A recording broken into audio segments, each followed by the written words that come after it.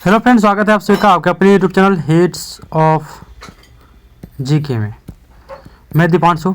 जैसा कि आप लोग सभी जानते हैं कि दरोगा की एग्ज़ाम आपको होने वाली है और इसमें क्या होता है कि रिवीजन करने के लिए क्या करें। रिवीजन के लिए तो ऐसे तो कम समय बचा हुआ है।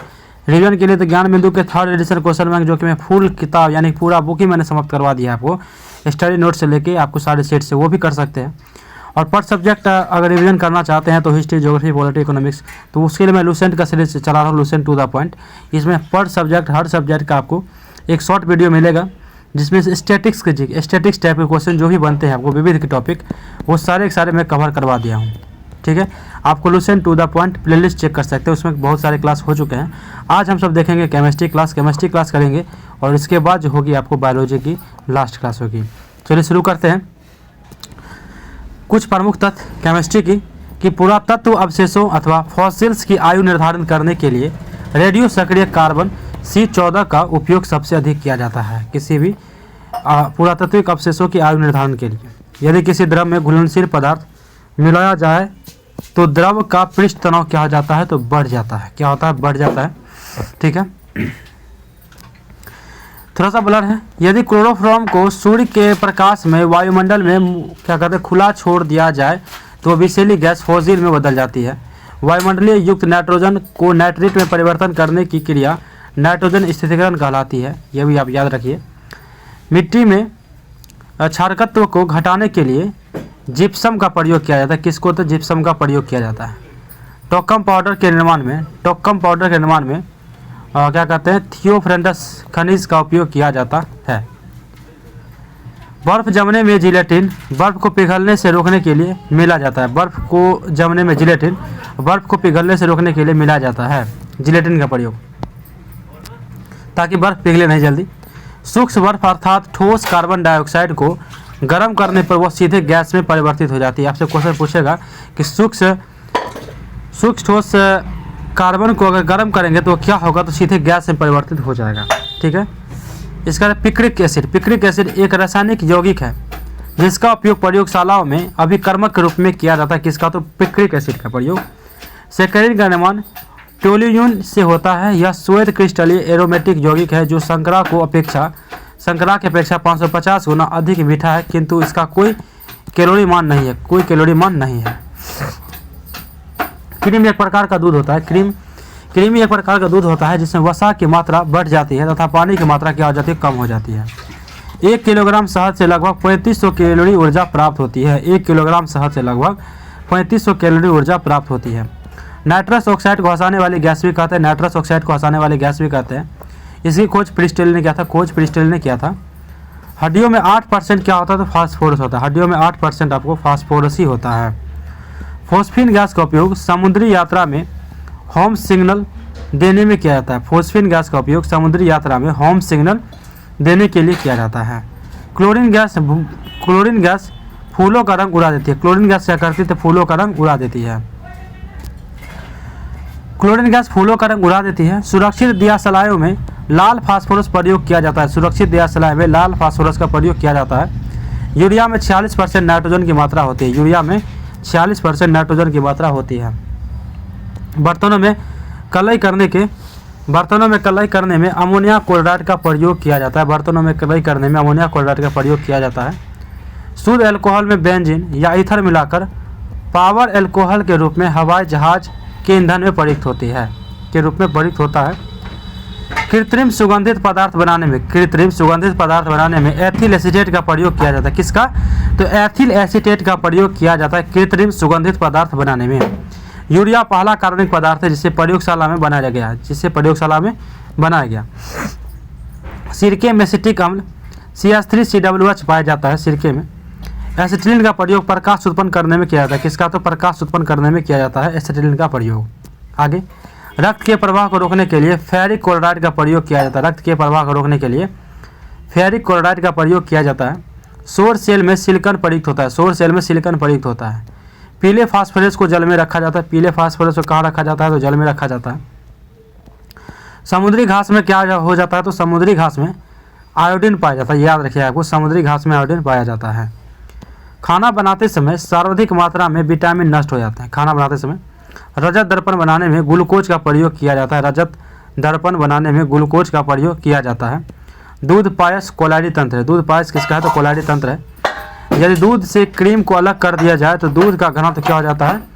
दूध से क्रीम का अलग हो जाएगा, दूध का घनत्व क्या होता है? तो बढ़ जाता है। अस्पताल में कृत्रिम सांस के लिए प्रयुक्त सिलेंडरों में ऑक्सीजन एवं हीलियम के मिश्रण होता है। ऑक्सीजन एवं हीलियम का मिश्रण होता है। ठंडे देशों में हिमांक कम करने के लिए कारों के रेडिएटरों में एथिलीन ग्लाइकोल मिलाया जाता है। पुराने तेल चित्र के रंगों को फिर से उभारने के लिए हाइड्रोजन पेरोक्साइड काम में आता है। हाइड्रोजन पेरोक्साइड काम में आता है। कि सोडियम को मिट्टी के तेल में रखा जाता है, ये भी याद रखिए आपको। आगे है कि सबसे कम घनत्व, सबसे हल्का एवं सबसे प्रबल अपचायक तत्व कौन है? तो लिथियम है। लिथियम। सबसे प्रबल उपचायक ऑक्सीडाइजिंग कौन है? तो फ्लोरीन है। फ्लोरीन। सफ़ेद स्वर्ण प्लेटिनम को कहा जाता है। सफ़ेद सोना किसे कहते हैं? तो प्लेटिनम को। सर्वाधिक विद्युत चालकता वाला तत्व कौन है? चांदी है। रेडोन गैसीय तत्व में सबसे भारी रेडोन। पोलोनियम यानी पीओ में सर्वाधिक समस्थानिक होते हैं 27। नोबेल धातु कौन है? AG, AU, platinum, LR, HG, PV, PD, RH, RU और ओएच। मेथनॉल CH3OH को जल बहुत कम मात्रा में भी लिया जाए तो गंभीर विषाक्तता के साथ साथ यह अंधेपन का कारण बन जाता है। कौन? मेथनॉल। कांच हाइड्रोफ्लोरिक अम्ल HF में घुलनशील सिलिकेट बनाता है। इसी कारण HF का भंडारण कांच के बर्तनों में नहीं किया जा सकता है। सोना का घनत्व पारा के घनत्व से ज़्यादा होता है, इसीलिए सोना पारा में क्या होता है? तो डूब जाता है। सोना पारे में डूब जाता है। बिस्फेनॉल ए खाद्य संवेष्टक सामग्री यानी फूड पैकेजिंग मटेरियल के विकास के लिए प्रयोग में लाया जाने वाला क्या रसायन है? कॉन्टैक्ट लेंस बनाने के लिए पॉलीमिथेल मेथएलिक्रेट का उपयोग किया जाता है। द्रव्यमान संरक्षण का नियम 1789 में एंटोनी लॉरेंट लेबोजियर के द्वारा दिया गया। 1789 में एंटोनी लॉरेंट लेबोजियर के द्वारा दिया गया, जिसके अनुसार रासायनिक अभिक्रिया में भाग लेने वाले पदार्थ अभिकारकों का कुल द्रव्यमान अभिक्रिया के बाद बने पदार्थ उत्पाद के कुल द्रव्यमान के बराबर होता है। कुल द्रव्यमान के बराबर होता है। जेनोन को स्ट्रेंजर गैस भी कहते हैं। पदार्थ औद्योगिक निर्माण में प्रयुक्त प्रक्रम, जैसे कि सल्फ्यूरिक अम्ल जो है ना, औद्योगिक निर्माण में प्रयुक्त प्रक्रम कौन सा है? तो संपर्क विधि। सल्फ्यूरिक अम्ल का निर्माण किस विधि से होता है? तो संपर्क विधि से होता है। इस्पात का होता है आपको बेसेमर विधि से। इस्पात का निर्माण बेसेमर विधि से होता है। सोडियम हाइड्रोक्साइड का आपका होता है ले ब्लॉक प्रक्रम से।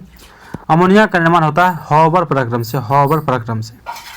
लेक्सेन बुलेट प्रूफ कांच में प्रयुक्त बहुलक है। लेक्सेन क्या है? तो बुलेट प्रूफ कांच में प्रयुक्त बहुलक है। वनस्पति तेल से वनस्पति घी हाइड्रोजनीकरण की प्रक्रिया से बनाई जाती है।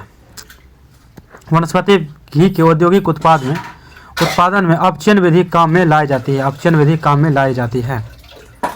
मानव शरीर में प्रचुर मात्रा में ऑक्सीजन होता है। मानव शरीर में प्रचुर मात्रा में क्या पाया जाता है? तो ऑक्सीजन पाया जाता है। सामान्य अग्निशामक कार्बन डाइऑक्साइड, सोडियम बाइकार्बोनेट और तनुगंध काम्ल यानी कि H2SO4 की अभिक्रिया से प्राप्त होता है। कार्बन का नैनो प्रतिरूप गैफीन क्या होता है? गैफीन होता है कार्बन का नैनो प्रतिरूप। जिलेटिन का उपयोग वाइन में फाइनिंग एजेंट के रूप में किया जाता है। जिलेटिन का उपयोग। पोखराज क्लोरीन और एल्युमिनियम का एक सिलिकेट है। क्या है? सिलिकेट है। पन्ना का रंग आमतौर पर हरा होता है। पन्ना का रंग आमतौर पर कैसा होता है? हरा होता है। क्या कहते हैं? स्टियोकोमेट्री के अंतर्गत रासायनिक अभिक्रिया में अभिकर्मकों और उत्पाद में द्रव्यमान कभी कभी आयतन का परिकलन आता है, यानी आवश्यक अभिकर्मक और बने उत्पाद का मात्रात्मक अध्ययन क्या कहलाता है? तो स्टियोकोमेट्री कहलाता है।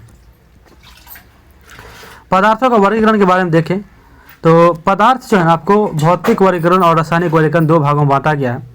भौतिक परिवर्तन आपको पता है कि जो पुनः अपने अवस्था में भौतिक परिवर्तन बता रहे हैं आपको, ये वर्गीकरण है। जो अपनी पुनः अवस्था में, जैसे कि पानी से बर्फ़ का बनना और बर्फ़ पानी में फिर से चेंज हो जाएगा, तो भौतिक। और रासायनिक क्या है कि एक बार दूसरा पदार्थ जो बना फिर वो मूल अवस्था में नहीं आ पाता है। भौतिक वर्गीकरण और रासायनिक वर्गीकरण। भौतिक वर्गीकरण के 3 पार्ट हैं, ठोस, द्रव और गैस। और इसमें भी रासायनिक वर्गीकरण के 2 पार्ट हैं, शुद्ध पदार्थ और मिश्रण। शुद्ध पदार्थ के भी आपको दो भाग हैं, तत्व और यौगिक, और मिश्रण के आपको समांग और विषमांग। तत्व के भी दो भाग हैं, धात्विक अधात्विक, और आपके यौगिक के भी हैं दो भाग हैं, कार्बनिक और अकार्बनिक, कार्बनिक और अकार्बनिक।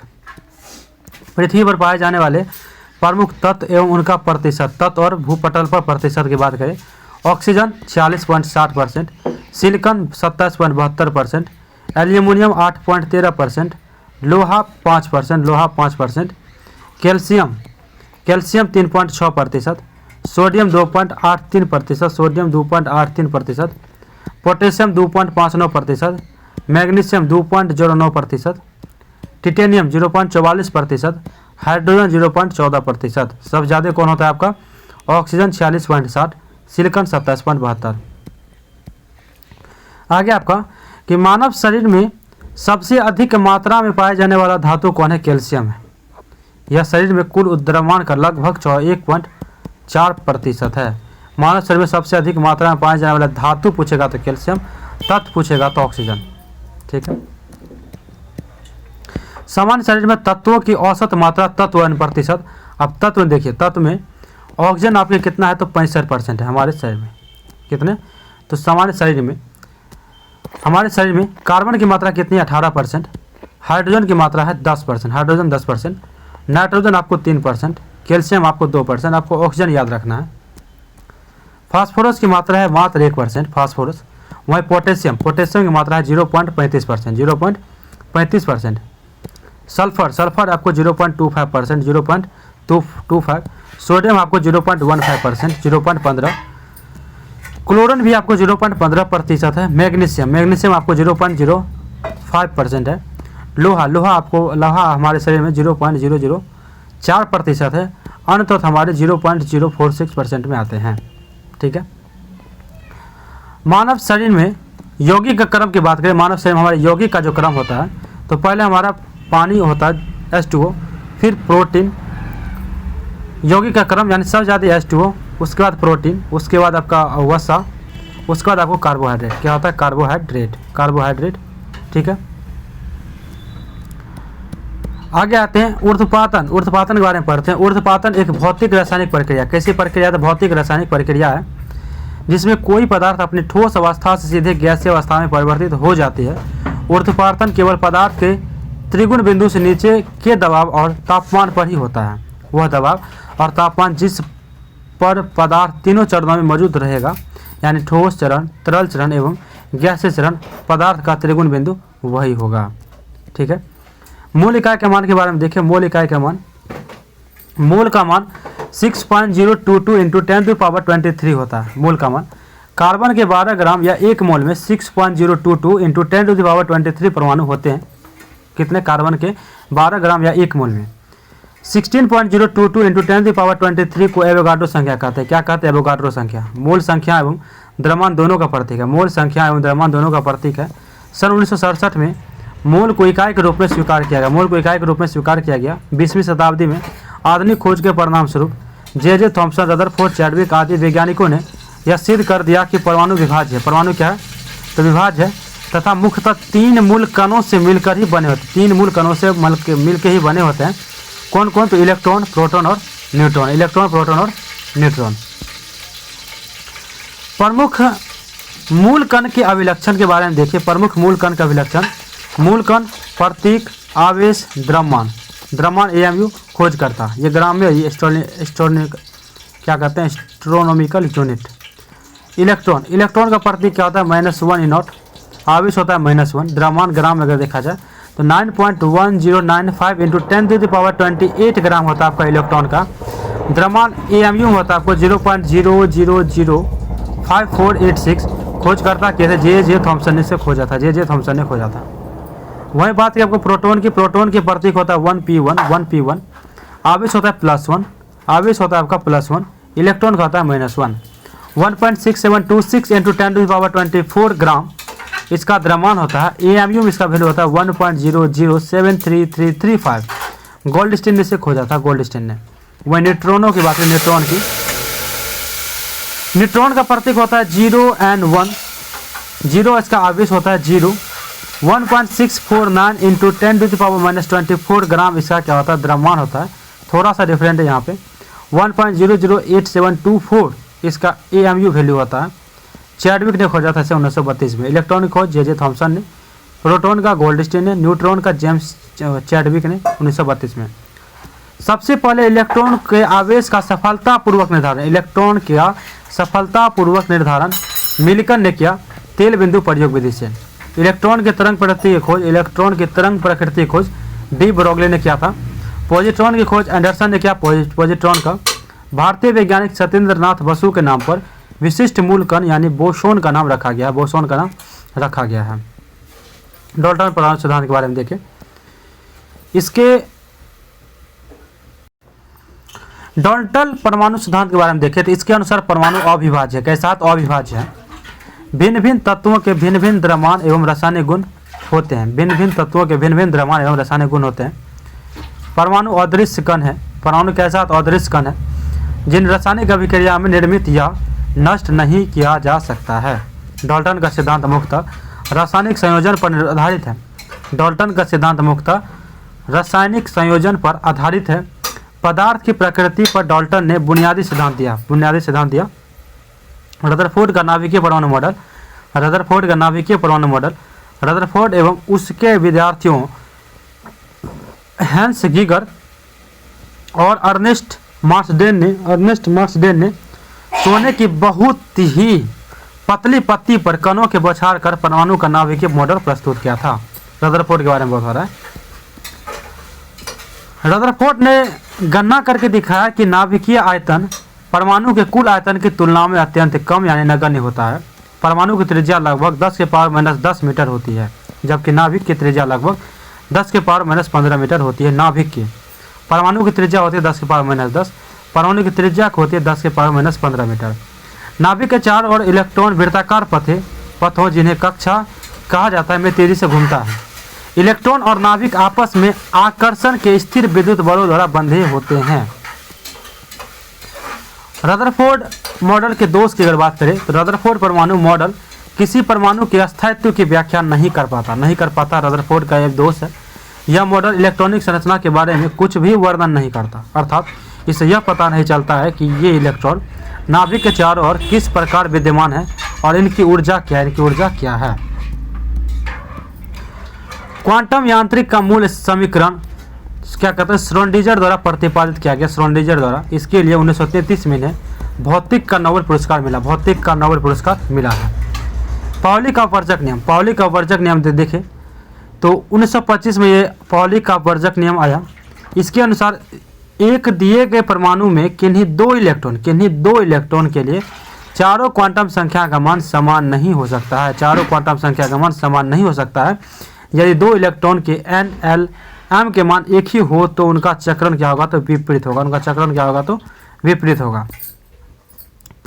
कुछ प्रमुख समस्थानिक एवं उनके उपयोग की बात करें तो यूरेनियम 235 का उपयोग क्या होता है? चट्टान की आयु ज्ञात करने में यूरेनियम 235 का प्रयोग होता है। वही सोडियम 24 का प्रयोग रक्त के थक्के का पता लगाने में प्रयोग होता है। सोडियम 24 का। कोबाल्ट 60 का रक्त कैंसर को नियंत्रित करने में कोबाल्ट 60 का प्रयोग होता है। वहीं आर्सेनिक 74 का बात करें, आर्सेनिक 74 का ट्यूमर का पता लगाने में आर्सेनिक 74 का प्रयोग होता है। आयोडीन 131 का बात करें थायराइड ग्रंथि के उपचार में आयोडीन 131 का प्रयोग होता है। वहीं फास्फोरस 32 की बात करें, फास्फोरस 32 का ल्यूकीमिया के उपचार में होता है। फास्फोरस 32 का प्रयोग होता है। लोहा 59 अरक्ता का रोग का पता लगाने में लोहा 59 यानी कि Fe59 का प्रयोग होता है। एक महत्वपूर्ण टॉपिक है ये भी आपको, गुण वर्ग में ऊपर से नीचे आने पे और आवृत्ति में बाएं से दाएं जाने पे। पहला आपको है परमाणु का आकार। परमाणु का आकार क्या होता है? वर्ग में ऊपर से नीचे आने पे क्या होता है? तो बढ़ता है। वह बाएं से दाएं जाने पे क्या होता है? तो घटता है। विद्युत धनात्मकता की बात करें तो वर्ग में ऊपर से नीचे आने पे यह क्या होता है? तो बढ़ता है। वहीं बाएं से दाएं जाने पे यह क्या होता है? तो घटता है। आयनन आयनन ऊर्जा क्या होती है, वर्ग में ऊपर से नीचे आने पे क्या होता है तो घटती है आयनन ऊर्जा। वहीं बाएं से दाएं जाने पे ये क्या होता है, बाएं से दाएं जाने पे ये बढ़ती है। विद्युत ऋणात्मकता, विद्युत ऋणात्मकता क्या होता है तो ये वर्ग में ऊपर से नीचे आने पे क्या होती है तो घटती है, और बाएं से दाएं जाने पे क्या होता है, आवर्त में बाएं से दाएं जाने पे ये बढ़ती है। इलेक्ट्रॉन प्रीति, इलेक्ट्रॉन प्रीति वर्ग में ऊपर से नीचे आने पे क्या होता है तो घटती है, और आवर्त में बाएं से दाएं जाने पे क्या होती है तो बढ़ती है। क्या होती है, बढ़ती है। ठीक है, आगे एक टॉपिक है आपका, एक पॉइंट कि दुर्लभ मृदा आवर्त सारणी में ज्ञात 118 रासायनिक तत्वों में से 17 तत्वों का एक प्रमुख समूह है। प्रमुख रूप से लेंथेनाइट समूह के रासायनिक तत्वों के 15 तत्व और स्कैंडियम और इट्रियम को सम्मिलित रूप में दुर्लभ मृदा धातु के नाम से जानते हैं। दुर्लभ मृदा धातु विभिन्न प्रकार के इलेक्ट्रॉनिक समानोडिक्स ड्राइव्स, MP3 प्लेयर्स और miniature chargeable batteries, display, TV monitor, night vision चश्मा, मोबाइल फोन आदि के निर्माण में विविध रूपों में प्रयुक्त होता है। ठीक है, मिसाइल निर्देश प्रणाली, जेट फाइटर इंजनों, अंडर वाटर माइन डिटेक्टर्स आदि के निर्माण में भी इसका व्यापक महत्व है। किसका तो दुर्लभ मृदा आवर्त सारणी में 118 जैसे कि रासायनिक तत्व में है 17 तत्व का एक प्रमुख समूह है। स्कैंडियम और इट्रियम को सम्मिलित रूप में दुर्लभ मृदा धातु के नाम से जाना जाता है, स्कैंडियम और इट्रियम को। वैश्विक स्तर पर दुर्लभ मृदा निक्षेपों भंडारों के मामले में चीन प्रथम स्थान पे है। चीन प्रथम स्थान पे है, उसके बाद क्रमशः ब्राज़ील, ऑस्ट्रेलिया, भारत, अमेरिका और मलेशिया का स्थान है। ठीक है, चीन प्रथम है, उसके बाद द्वितीय आप हो जाएगा ब्राज़ील, ऑस्ट्रेलिया, चौथे पे भारत है। फ्लोरीन की विद्युत ऋणात्मकता सबसे अधिक होती है। निष्क्रिय गैस का गलनांक निम्न होता है, निष्क्रिय का। वहीं वर्ग 4a के तत्वों का गलनांक उच्चतम होता है। क्या होता है तो उच्चतम होता है, वर्ग 4a के। आवर्त सारणी में अत्यधिक विद्युत ऋणात्मक हैलोजन और अत्यधिक विद्युत घनात्मक क्षार धातुएं उत्कृष्ट गैस द्वारा अलग होती है। प्राकृतिक रूप में पाए जाने वाले तत्वों की कुल संख्या कितनी होती है तो 94। कितनी होती है, प्राकृतिक रूप में पाए जाने वाले तत्वों की कुल संख्या कितनी होती है तो 94 होती है। कुछ समान पदार्थों का pH मान देखते हैं, जैसे कि समुद्री जल का pH कितना होता है तो 8.4 होता है। रक्त का pH मान 7.4 होता है। लार का pH मान 6.5। देखिए बिहार पुलिस स्पेशल है ये जो क्वेश्चन है आपका लार का बहुत बार पूछा गया, पिछले साल ही पूछा, इस साल ही पूछा है आपको 2025 में, सॉरी। दूध का pH मान होता है 6.4, दूध का pH मान होता है 6.4। मूत्र का होता है pH मान 6। शराब का pH मान होता है 2.8। सिरका का होता है 2.4। नींबू का होता है आपको 2.2। इलेक्ट्रॉनों के निर्जन जोड़ा, इलेक्ट्रॉन का वह जोड़ा जो सहसंयोजक बंध के निर्माण में भाग नहीं लेते हैं उसे ही इलेक्ट्रॉन के निर्जन जोड़ा कहते हैं। जैसे जल के निर्माण में ऑक्सीजन के पास और अमोनिया के निर्माण में नाइट्रोजन के पास क्रमशः 2 जोड़ा और 1 जोड़ा इलेक्ट्रॉन शेष रह जाता है, जिनका साझा किसी भी परमाणु के साथ नहीं होता है। ठीक है, निर्जन जोड़ा की बात करें तो निर्जन जोड़ा जिसे लोन पेयर कहते हैं। ठीक है, NH4 जिसे नौसदार भी कहते हैं, आयनिक सहसंयोजी एवं उपसंयोजी आबंध होते हैं। संकरण और प्रमुख प्रकार, ये भी आपको महत्वपूर्ण है। जैसे कि sp संकरण का जो प्रमुख प्रकार है कैसा होता है। sp संकरण यह रेखीय आकृति का होता है। यह कैसा होता है तो रेखीय आकृति का होता है। वहीं sp2 का बात करें, यह त्रिकोणीय आकृति का होता है। कैसा होता है तो sp2 त्रिकोणीय होता है। ठीक है, sp रेखीय, sp2 आपको त्रिकोणीय। sp q यह त्रिकोणीय पिरामिडीय आकृति का होता है। यह त्रिकोणीय पिरामिडीय आकृति का होता है। वह sp3d की बात करें, यह त्रिकोणीय द्विपिरामिडीय आकृति का होता है। त्रिकोणीय द्विपिरामिडीय आकृति का होता है। sp3d2 की बात करें, यह अष्टफलकीय आकृति का होता है। अष्टफलकीय आकृति का होता है। वह sp3dq का बात करें, sp3dq की, तो यह पंचभुजीय द्विपिरामिडीय आकृति का होता है। पंचभुजीय द्विपिरामिडीय आकृति का होता है। पाई बॉन्ड जब 2 परमाणुक ऑर्बिटल के पार्ट्स के होता है, इसका पाई बॉन्ड हटाइए। अगर ट्रिपल बॉन्ड रहेगा तो 2 पाई बॉन्ड होगा, आपको 1 सिग्मा होगा। ये कह रहा है आपको। ये sp3dq क्या है तो यह पंचभुजीय द्विपिरामिडीय आकृति का होता है। कुछ प्राकृतिक अम्ल, प्राकृतिक स्रोत इसके बाद हम देखते हैं जैसे कि सिरका। सिरका में आपको होता है एसिटिक अम्ल, सिरका में होता है आपको एसिटिक अम्ल। संतरा व नींबू, संतरा व नींबू में होता है आपको सिट्रिक अम्ल। कौन सा अम्ल होता है? सिट्रिक अम्ल। इमली और अंगूर में, इमली और अंगूर में आपको होता है टार्टरिक अम्ल, टार्टरिक अम्ल। वहीं टमाटर की बात करें ऑक्जेलिक अम्ल होता है। टमाटर में कैसा अम्ल होता है? तो ऑक्जेलिक अम्ल होता है। दही खट्टा दूध, दही खट्टा दूध में होता है आपको लैक्टिक अम्ल। क्या होता है? दही जो कि खट्टा दही हो गया, आपको खट्टा दूध हो गया, जिससे लैक्टिक अम्ल होता है। चींटी के डंक में आपको होता है मेथनोइक अम्ल, मेथनोइक अम्ल, मेथनोइक अम्ल। बिच्छू का डंक, बिच्छू के डंक में भी होता है मेथनोइक अम्ल। फॉर्मिक अम्ल बोलते हैं चींटी के डंक में जो रहता है। बिच्छू डंक, बिच्छू बुटी नेटोल में, इसमें भी आपको होता है मेथनोइक अम्ल, जो भी काटने उठने वाला है। दुर्गंध युक्त मक्खन, दुर्गंध युक्त मक्खन में आपको होता है ब्यूटायरिक अम्ल, ब्यूटायरिक अम्ल, ब्यूटायरिक अम्ल। कपड़े से जंग के धब्बे को हटाने के लिए ऑक्जेलिक अम्ल का प्रयोग किया जाता है। फोटोग्राफी में भी इसका उपयोग होता है। ऑक्जेलिक अम्ल का उपयोग कपड़े से जंग के धब्बे को हटाने के लिए। कुछ अम्लों की प्रबलता घटते क्रम में, कुछ अम्लों की प्रबलता अगर घटते क्रम में देखा जाए तो HCl होता है, उसके बाद HNO3 होता है, H2SO4 होता है, CH3 COOH होता है, CH3 COOH होता है। ठीक है, ये घटते क्रम में है। ठीक है, घटते क्रम में आपका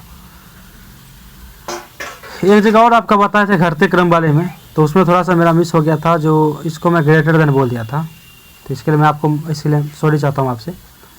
ये आपको लेस देना है। ठीक है, HCl कुछ अम्लों की प्रबलता का घटते क्रम, ये घटते क्रम का है। HCl, फिर HNO3, H2SO4, CH3 COOH। Okay, Amalraj, Amalraj aqua regia, यह 3:1 के अनुपात में सांद्र हाइड्रोक्लोरिक अम्ल व सांद्र नाइट्रिक अम्ल का ताज़ा मिश्रण होता है। यह सोना एवं प्लेटिनम को गलाने में समर्थ होता है। यह सोना एवं प्लेटिनम को गलाने में समर्थ कौन होता है? तो अम्लराज रहता है, अम्लराज। इसकी बात करें जैसे कि हाइड्रोक्लोरिक अम्ल HCl को म्यूरेटिक अम्ल एवं सल्फ्यूरिक अम्ल यानी H2SO4 को ऑयल ऑफ पेट्रोल भी कहा जाता है। HCl एक क्या तो खनिज अम्ल है, HCl एक क्या तो एक खनिज अम्ल है। हाइड्रोफ्लोरिक अम्ल यानी कि HF में कांच घुलनशील होता है। HF में कांच क्या होता है? तो घुलनशील होता है। बेंजोइक अम्ल दवा बनाने में काम आता है, बेंजोइक अम्ल दवा बनाने में काम आता है। इसका प्रयोग खाद्य पदार्थों के संरक्षण में भी किया जाता है। किसका प्रयोग? तो बेंजोइक अम्ल का। अमाशय ग्रंथि के द्वारा हाइड्रोक्लोरिक अम्ल का स्राव होता है। चींटी काटने पर त्वचा में फॉर्मिक अम्ल प्रविष्ट हो जाती है। इसे बेअसर करने के लिए त्वचा पर नम बेकिंग सोडा लगाया जाता है, त्वचा पर नम बेकिंग सोडा लगाया जाता है। विलयन के प्रकार की बात करें तो ठोस में ठोस का विलयन, ठोस में ठोस का विलयन जो होता है आपका मिश्र धातु जैसे कि पीतल, तांबा एवं जस्ता। ठोस में द्रव का विलयन होता है थेलियम में पारा का विलयन। ठोस में द्रव का विलयन थेलियम में पारा का विलयन होता है। ठोस में गैस का विलयन कपूर में वायु का विलयन। ठोस में गैस का विलयन का उदाहरण है कि कपूर में वायु का विलयन। द्रव में ठोस का विलयन, द्रव में ठोस का विलयन, ये आपका द्रव में ठोस का विलयन विलयन पारा में लेड का विलयन, विलयन पारा में लेड का विलयन होता है। द्रव में द्रव का विलयन की बात की जाए तो द्रव में द्रव का विलयन जल में अल्कोहल का विलयन होता है, जल में अल्कोहल का विलयन।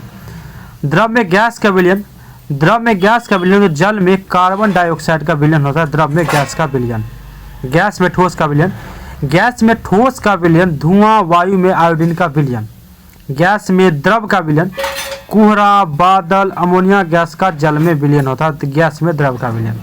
गैस में गैस का विलयन की बात की जाए तो वायु गैस का मिश्रण होता है, वायु गैस का मिश्रण होता है, गैस में गैसों का मिश्रण या विलयन बोलिए। दूध का रंग सफेद, दूध में मौजूद मुख्य प्रोटीन में कह रहा है कि दूध का रंग सफेद दूध में मौजूद मुख्य प्रोटीन में से एक केसिन के कारण होता है, केसिन के कारण। केसिन दूध में मौजूद कैल्शियम और फॉस्फेट के साथ मिलकर छोटे छोटे कण में बनते हैं, जिसे मिसेल कहा जाता है। जब इस मिसेल पर प्रकाश पड़ता है तो अपवर्तित होकर बिखर जाता है, इसी कारण दूध सफेद दिखाई पड़ता है। आगे देखते हैं वास्तविक विलयन और कोलाइडल विलयन में अंतर क्या है। वास्तविक विलयन और कोलाइडल विलयन, वास्तविक विलयन और कोलाइडल विलयन में अंतर पूछ रहा है। ओके, वास्तविक विलयन में पदार्थ विलय के कणों का आकार 10⁻⁷ से कम रहता है, ये वास्तविक में। लेकिन कोलाइडल में क्या है, तो कोलाइडल विलयन में पदार्थ विलय के कण के आकार के व्यास प्रायः 10⁻⁷ सेंटीमीटर और 10 के पावर माइनस 5 सेंटीमीटर के बीच रहता है। इस पदार्थ के कण हर अवस्था में अदृश्य होते हैं। कोलॉइड कणों में उत्पन्न पदार्थ प्रकीर्णन को अल्ट्रा माइक्रोस्कोप द्वारा देखा जा सकता है। वहीं अगर बात करें, इससे पदार्थ का कण प्रकाश के प्रकीर्णन नहीं करते। इससे पदार्थ का कण प्रकाश का प्रकीर्णन नहीं करते हैं वास्तविक विलयन में, लेकिन कोलॉइड में ये कण प्रकाश का प्रकीर्णन करते हैं, प्रकाश का प्रकीर्णन करते हैं। वास्तविक में इस विलयन का परासरणी दाब अधिक होता है वास्तविक का, लेकिन कोलॉइड में इसका परासरणी दाब अपेक्षाकृत कम होता है। यह समांग तथा एकांगी प्रावस्था वाली होता है। कोलॉइड में क्या होता है, तो यह विषमांग तथा दो प्रावस्था वाला होता है, दो प्रावस्था वाला होता है। आगे देखते हैं विलयन का रंग। अगर देखते हैं विलयन का रंग, जैसे कि सूचक, अम्लीय विलयन, क्षारीय विलयन, उदासीन विलयन। मिथाइल ऑरेंज, मिथाइल ऑरेंज अम्लीय विलयन में कैसा हो जाता है, गुलाबी होता है। पूछता है आपसे मिथाइल ऑरेंज अम्लीय विलयन में कैसा होता है, तो गुलाबी होता है। वही क्षारीय विलयन में यह पीला हो जाता है, और वही उदासीन विलयन की बात करें तो यह नारंगी हो जाता है, उदासीन में यह नारंगी हो जाता है। लिटमस अम्लीय विलयन में लाल हो जाता है, क्षारीय में नीला हो जाता है, वही उदासीन में कैसा हो जाता है, बैंगनी हो जाता है। वहीं बात करें फिनोल्फ्थेलिन का अम्लीय विलयन में जो रंग है ये रंगहीन रहता है, क्षारीय में यह गुलाबी हो जाता है, वही उदासीन की बात करें तो यह रंगहीन रहता है। फिनोल्फ्थेलिन जो है ना, ये अम्ल में रंगहीन, उदासीन में रंगहीन और क्षारीय में गुलाबी हो जाता है। लिटमस अम्लीय में लाल, क्षारीय में नीला, उदासीन में बैंगनी। मिथाइल ऑरेंज अम्ल में गुलाबी, क्षार में पीला और उदासीन में नारंगी हो जाता है। ठीक है। व्यापारिक महत्व के कुछ अन्य बहुलक की बात करें, पॉलीमर के नाम, एकलक, उपयोग। जैसे कि पॉलीप्रोपिन है, पॉलीप्रोपिन के एकलक का नाम है प्रोपिन। उपयोग क्या है, तो रस्सियाँ, खिलौने, पाइप, रेसे आदि बनाने में इसका उपयोग होता है। क्या कहते हैं, फॉलीस्टाइरिन के एकलक का नाम है स्टाइरिन। इसका उपयोग है विद्युत रोधी के रूप में वस्तुओं को लपेटने के लिए, खिलौने, रेडियो एवं टेलीविजन के कैबिनेट बनाने में इसका उपयोग होता है। किसका, तो पॉलीस्टाइरिन का। वहीं पॉलीविनाइल क्लोराइड की बात करें, यानी कि PVC की, वाइनिल क्लोराइड इसका क्या एकलक है, वाइनिल क्लोराइड। यह उपयोग की बात करें तो बरसात, यहाँ बैग, वाइनिल, फर्श व पाइप बनाने में इसका प्रयोग किया जाता है। यूरिया फॉर्मेलिटी की बात करें तो इसमें आपको एकलक का नाम है इसका यूरिया। ठीक है, यूरिया फॉर्मल्डिहाइड रेजिन, इसके एकलक का नाम है यूरिया। दूसरा आपको फॉर्मल्डिहाइड। ना टूटने वाले कप और परलित चादरें बनाने में इसका प्रयोग किया जाता है, यूरिया फॉर्मल्डिहाइड रेजिन का। ग्लिप्टल जो है ना, इसका एकलक नाम है एथिलीन ग्लाइकोल और थैलिकम, और इसका जो है ना उपयोग पेट्रोलेप एवं पटलाक्ष बनाने में होता है, इसका उपयोग होता है। बेकेलाइट के एकलक का नाम है फिनोल फॉर्मल्डिहाइड, और इसका जो है ना उपयोग बंद या विद्युत स्विच, बर्तन के हत्थे, कंप्यूटर डिस्क बनाने में इसका उपयोग होता है। नोट, बुलेट प्रूफ जैकेट बनाने के लिए उपयोग किया जाने वाला फाइबर कैबलर होता है। क्या होता है, तो कैबलर होता है, कैबलर। आगे बात करें पेट्रोलियम के उत्पाद और ताप परिसर, उसके उपयोग। बहुत इंपॉर्टेंट टॉपिक है आपका, यहाँ से क्वेश्चन आपसे पूछे जाते हैं। पेट्रोलियम प्रभाजों के नाम, ताप परिसर, कार्बन अणु की संख्या, और लास्ट में आपका है उपयोग। पहला देखते हैं कि प्राकृतिक गैस, नेचुरल गैस का ताप परिसर कितना होता है, 30 डिग्री सेल्सियस से नीचे होता है, 30 डिग्री सेल्सियस से नीचे होता है। और कार्बन अणु का परिसर की क्या होगी, तो C1 से लेकर C4 तक, और इसका है ना रसोई गैस के रूप में इसका प्रयोग होता है, रसोई गैस में। पेट्रोल या गैसोलीन, इसका ताप परिसर होता है 20 डिग्री सेल्सियस से लेकर 100 डिग्री सेल्सियस, 20 डिग्री सेल्सियस से 100 डिग्री सेल्सियस तक होता है। कार्बन अणु की संख्या की बात करें तो C5 से लेकर C10 तक होता है, और इसका उपयोग ईंधन, मोटर व स्प्रिट के रूप में इसका प्रयोग किया जाता है। नेफ्ता पेट्रोलियम का नेफ्टा प्रभाजों के नाम है। नेफ्ता का परिसर होता है आपको 100 डिग्री सेल्सियस से लेकर 180 डिग्री सेल्सियस, C7 से लेकर C12 तक इसका कार्बन अणु की संख्या इसमें होती है। संश्लिष्ट रेशे के उत्पादन के रूप में इसका उपयोग होता है। किरासन तेल 175 डिग्री सेल्सियस से लेकर 250 डिग्री सेल्सियस तक इसका उपयोग होता है। C10 से लेकर C15 तक कार्बन अणु की संख्या इसमें होती है। लैंप एवं स्टोव जलाने के लिए ईंधन के रूप में इसका प्रयोग किया जाता है। डीजल का जो ताप परिसर है 250 डिग्री सेल्सियस से लेकर 350 डिग्री सेल्सियस तक, C16 से लेकर C20 तक कार्बन अणु की संख्या यानी इसमें होती है C16 से लेकर C20 तक। डीजल इंजन में ईंधन के रूप में इसका प्रयोग होता है। डीजल इंजन के ईंधन के रूप में प्रयोग होता है किसका? डीजल का। किरासन का लैंप स्टोव जलाने के लिए। और किरासन तेल का जो है ना कार्बन अणु की संख्या C10 से लेकर C15 तक। आगे देखते हैं स्नेहक तेल का ताप परिसर होता है 350 डिग्री सेल्सियस से लेकर 450 डिग्री सेल्सियस तक। और कार्बन अणु की संख्या की बात करें तो C20 से लेकर C30 तक स्नेहक के रूप में एवं दवा बनाने में इसका प्रयोग किया जाता है। पेट्रोलियम जेली का ताप परिसर होता है 450 डिग्री सेल्सियस से लेकर 500 डिग्री सेल्सियस तक। पेट्रोलियम जेली का C30 से लेकर C35 तक। और इसमें स्नेहक एवं दवा बनाने में इसका उपयोग किया जाता है। आगे देखते हैं पाराफिन मोम 500 डिग्री सेल्सियस से ऊपर इसका ताप परिसर होता है। C35 से लेकर C40 तक इसका कार्बन अणु की संख्या होती है इसमें C35 से लेकर C40 तक। और इसका मोमबत्ती एवं जलरोधी बनाने में इसका उपयोग किया जाता है। पाराफिन मोम का मोमबत्ती एवं जलरोधी बनाने में। कोलटार का ताप परिसर अपशिष्ट होता है। कार्बन अणु की संख्या अपशिष्ट होती है। इसका उपयोग सड़क बनाने में किया जाता है। आगे आपका कि एक टॉपिक है आपका कार्बनिक रसायन के संबंधित विविध तत्व। विविधि करवा रहे हैं तो विविध तो लेना ही था। ठोस कपूर से वाष्प बनने की क्रिया ऊर्ध्वपातन का उदाहरण है। ठोस कपूर से वाष्प बनने की क्रिया। दूध से दही का बनना रासायनिक परिवर्तन का उदाहरण है। किण्वन का उदाहरण है। पेट्रोल की गुणवत्ता ऑक्टेन संख्या में अभिव्यक्त की जाती है। ऑक्टेन संख्या में अच्छे अपस्फोटक रोधी यौगिक के ऑक्टेन संख्या का मान उच्च होता है। पेट्रोल की स्फोटक रोधी गुणवत्ता बढ़ाने के लिए टेट्राएथिल सीसा का उपयोग किया जाता है। आगे आपका विमानन गैसोलीन में ग्लाइकोल मिलाया जाता है क्योंकि यह पेट्रोल के हिमीभवन को रोकता है। व्यापारिक वैसलीन पेट्रोलियम से ही निकाला जाता है। व्यापारिक वैसलीन जो है ना पेट्रोलियम से निकाला जाता है। पैराफिन पेट्रोलियम परिशोधन का उपोत्पाद है। पैराफिन पेट्रोलियम परिशोधन का उपोत्पाद है। पेट्रोल का मुख्य संघटक क्या है तो ऑक्टेन।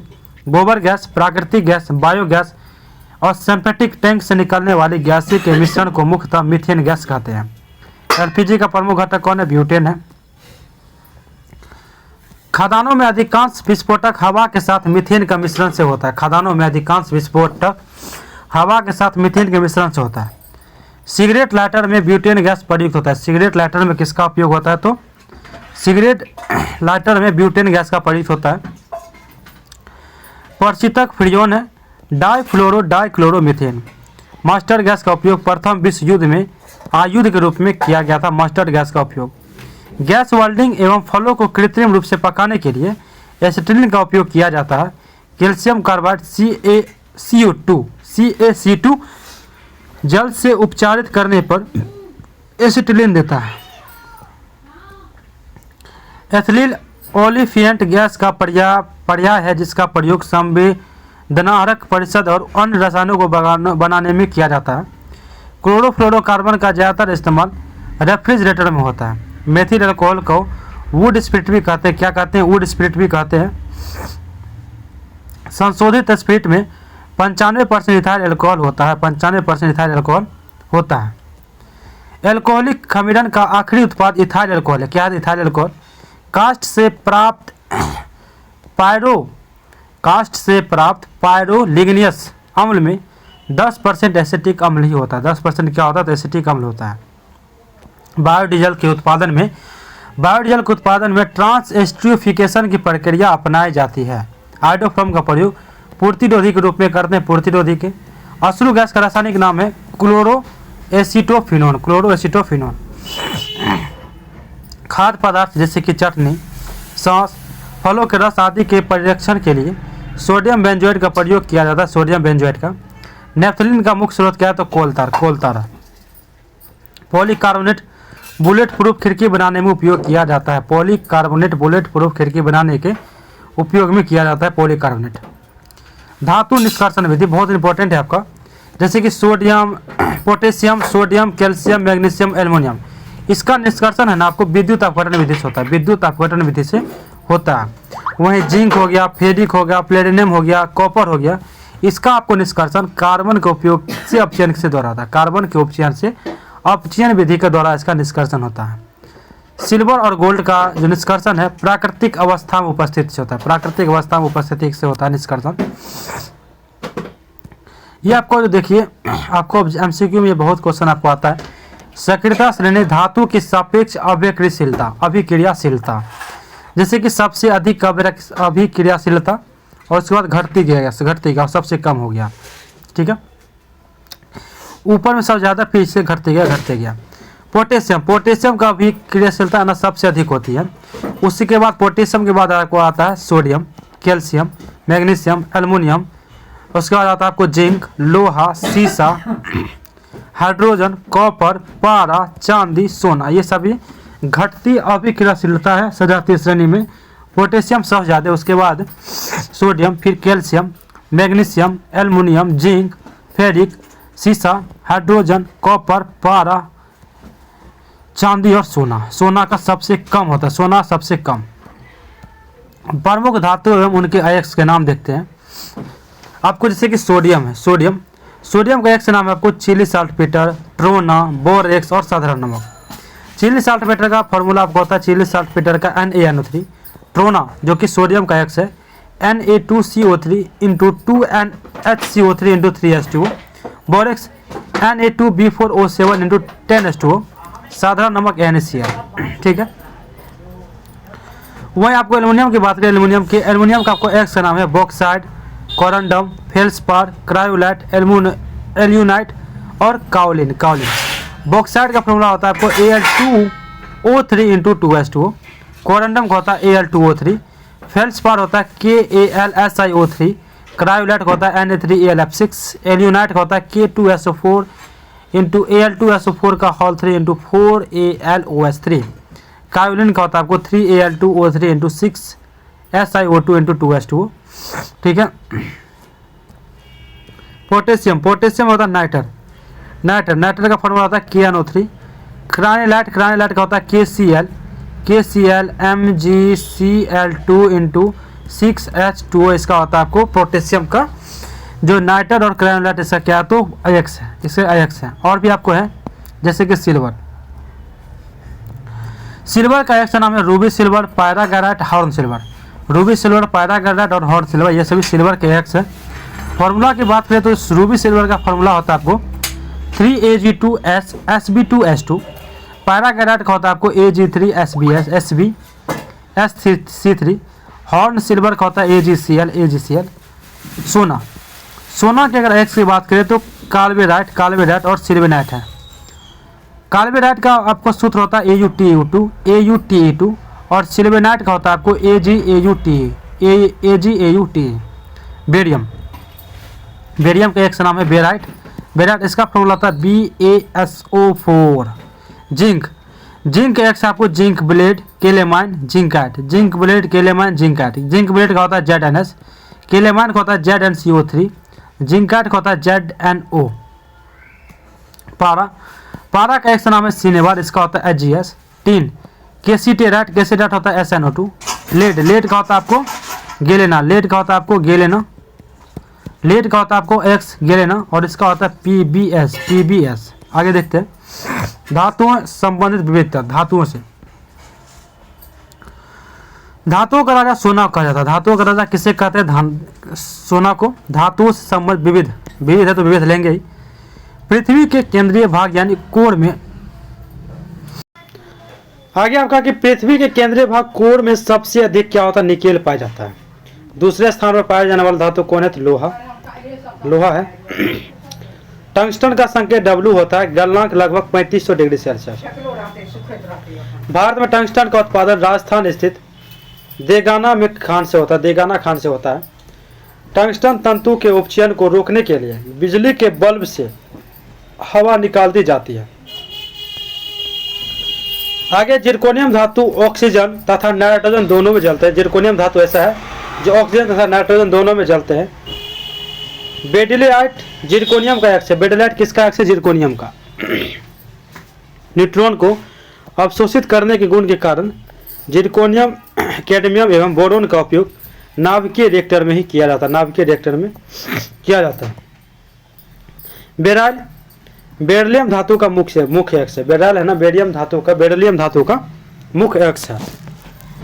फ्रांसियम एक रेडियो सक्रिय द्रव धातु है। रेडियो सक्रिय द्रव धातु है। स्टेनलेस सल्फाइड की बात करें SnH2 को मोजाइक गोल्ड कहते हैं। क्या कहते हैं? Mosaic gold. इसका प्रयोग पेंट के रूप में किया जाता है। पेंट के रूप में टीन अपरूपता प्रदर्शित करता है। टीन है ना, अपरूपता प्रदर्शित करता है। सोडियम धातु का संग्रहण मिट्टी के तेल में करना चाहिए। सोडियम धातु का संग्रहण मिट्टी के तेल में करना चाहिए। सोडियम का प्रयोग परावर्तक लैंप में किया जाता है। परावर्तक लैंप में किया जाता है जो सड़कों पर या पार्किंग के रोशनी के लिए लगाए जाते हैं। द्रव सोडियम धातु का ऑप्शन नाभिकीय रिएक्टर में शीतलक के रूप में होता है। सोडियम हाइड्रोक्साइड का निर्माण कास्टनर केलर विधि एवं सोडियम कार्बोनेट का निर्माण साल्वे विधि के अनुसार किया जाता है। आगे सोडियम क्लोराइड का उपयोग परीक्षक के रूप में किया जाता है। इसका मुख्य स्रोत समुद्री जल है जिसके लगभग 2.7 से लेकर 2.9% भारात्मक तक लवण ही होता है। बिना पूछे हुए चूने का रासायनिक नाम कैल्शियम ऑक्साइड है। सल क्रिया में पट्टियों के रूप में कैल्शियम सल्फेट का ही प्रयोग किया जाता है। सल क्रिया में प्लास्टर ऑफ पेरिस जिप्सम से बना होता है। 120 डिग्री सेल्सियस पे गर्म करने के बाद बनता है। एस्बेस्टॉक्स कैल्शियम और मैग्नीशियम से बनते हैं। कैल्शियम और मैग्नीशियम से बनती है। पुताई की गई दीवारें कैल्शियम कार्बोनेट के बनने के कारण 3 से 4 दिनों में चमकदार दिखाई देते हैं। बेरियम हाइड्रोक्साइड को बेराइटा वाटर कहते हैं। क्या कहते हैं? बेराइटा वाटर कहते हैं बेरियम हाइड्रोक्साइड को। बेरियम सल्फेट की बात करें तो बेरियम सल्फेट का उपयोग बेरियम मील के रूप में उदर के एक्सरे में होता है। आतिशबाजी के दौरान हरा रंग बेरियम की उपस्थिति के कारण होता है। जैसे आतिशबाजी जो होता है, मतलब पटाखे जो फूटता है इस तरह से, उसमें जो हरा रंग आपको निकलते हैं वो बेरियम कारण होते हैं। लाल चटक रोग है ना, स्ट्रोंशियम के कारण होती है। स्ट्रोंशियम के कारण उसकी उपस्थिति के कारण होती है। बेरियम नाइट्रेट जो चमकीले हरे रंग का प्रकाश उत्सर्जित करता है। का उपयोग सिग्नल प्रदीप्ति में किया जाता है। सीरियम की बात करें, सीरियम तथा पोटेशियम का प्रयोग प्रकाश विद्युतीय सेल में इलेक्ट्रोड के रूप में किया जाता है। क्योंकि प्रकाश अवशोषण के कारण ये इलेक्ट्रॉन का परित्याग करते हैं। लिथियम सबसे हल्का धात्विक तत्व लिथियम। यह सबसे प्रबल अपचायक होता है। चांदी, सोना, तांबा, प्लेटिनम एवं बिस्मथ Bi अपने कम अभिक्रियाशीलता के कारण स्वतंत्र अवस्था में पाए जाते हैं। गोल्ड, प्लेटिनम, सिल्वर तथा मरकरी उत्कृष्ट धातु। ये सभी क्या है? उत्कृष्ट धातु हैं। Gold, platinum, silver, mercury. धातुओं में सबसे अधिक आघात वर्धित सोना वो चांदी होता है। चांदी होता है। पारा व लोहा विद्युत धारा के प्रवाह में अपेक्षाकृत अधिक प्रतिरोध उत्पन्न करते हैं। चांदी एवं तांबा विद्युत धारा का सर्वोत्तम चालक है। एल्युमिनियम का सर्वप्रथम पृथक्करण है ना 1827 ईस्वी में हुआ था। एल्युमिनियम का सर्वप्रथम पृथक्करण। क्रानोटाइट का रासायनिक नाम पोटेशियम यूरेनिल बेंडेट होता है। कैंसर रोग के इलाज में कोबाल्ट के समस्थानिक का तथा रेडियम के लवणों का उपयोग विकिरण चिकित्सा में होता है। सोडियम परऑक्साइड का उपयोग पनडुब्बी जहाजों तथा अस्पताल आदि की बंद हवा को शुद्ध करने में होता है। ग्रेनोकाइट कैडमियम का एक्स है। ग्रेनोकाइट किसका है? कैडमियम का एक्स है। कैडमियम का प्रयोग नाभिकीय रिएक्टर में न्यूट्रॉन मंदक के रूप में संग्राहक बैटरियों व निम्न गलनांक की मिश्र धातु बनाने में होता है। एक्टिनोइड रेडियो सक्रिय तत्वों का समूह होता है। एक्टिनोइड रेडियो सक्रिय तत्वों का समूह होता है। विश्व प्रसिद्ध एफिल टावर का आधार स्टील एवं सीमेंट का ही बना है। विश्व प्रसिद्ध जो एफिल टावर है इसका आधार है ना स्टील व सीमेंट का बना होता है। थोलियम का संकेत टीएम होता है। थोलियम का संकेत टीएम होता है। रेडियम का निष्कर्षण पिंच बुलेट से किया जाता है। रेडियम का निष्कर्षण पिंच बुलेट से किया जाता है। मैडम क्यूरी ने पिंच बुलेट से ही रेडियम का निष्कर्षण किया था। मैडम क्यूरी ने। वायुयान के निर्माण में प्लेटिनियम धातु प्रयुक्त होती है। प्लेटिनियम धातु क्या होती है? प्रयुक्त होती है वायुयान के निर्माण में। गैलियम धातु कमरे के ताप पर द्रव अवस्था में पाया जाता है। गैलियम धातु है ना कमरे के ताप पर द्रव अवस्था में पाया जाता है। सेलेनियम सेलेनियम धातु का उपयोग फोटो इलेक्ट्रिक सेल में होता है। सेलेनियम धातु का प्रयोग फोटो इलेक्ट्रिक सेल में होता है। वही साइटोक्रोम का उपयोग है ना साइटोक्रोम का। साइटोक्रोम में लोहा उपस्थित होता है। क्या होता है? तो लोहा। जियोलाइट का प्रयोग जल को मृदु बनाने में किया जाता है। टीन अपरूपता प्रदर्शित करता है। टीन अधिकांश संक्रमण धातु और उनके यौगिक कैसे होते हैं? तो रंगीन होते हैं। सबसे भारी धातु ओस्मियम है। सबसे भारी धातु हैवी धातु ओस्मियम।